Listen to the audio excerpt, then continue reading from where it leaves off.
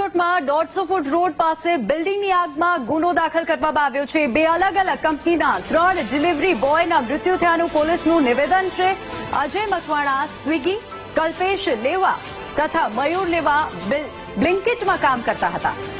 Malviyanagar police મથકમાં ગુનો નોંધવામાં આવ્યો છે। ડીસીપીએ આ નિવેદન આપ્યું છે। તપાસ માટે એફએસએલની મદદ લેવામાં આવી રહી છે।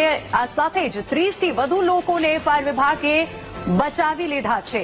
જે પ્રમાણે ડીસીપીએ નિવેદન આપ્યું છે તે પ્રમાણે માહિતી મળતા સામે આવ્યું છે કે 30થી વધુ લોકોને ફાયર વિભાગે બચાવી લીધા છે। આવો સાંભળીએ ડીસીપીએ શું કહ્યું।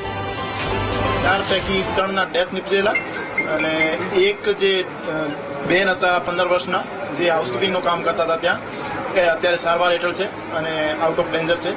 હાલ સુધી આ બનાવમાં 3 માણસોનો મૃત્યુ નીપજેલ। આ બાબતે માલવીયાનગર પોલીસ સ્ટેશનમાં એક એડીનો બનાવ દાખલ કરી આગળની તપાસ હાથ ધરવામાં આવી છે। એક મૃતક અજયભાઈ મકવાણા હતા જે સ્વિગી ડિલિવરી બોય હતા અને સ્વિગીની ડિલિવરી માટે આવ્યા હતા। બીજા 2 માણસો જે હતા એમને આઈડેન્ટિફાઈ કરી લેવામાં આવ્યા છે। એમને ઘરવાળાનો સંપર્ક કરી લેવામાં આવ્યો છે।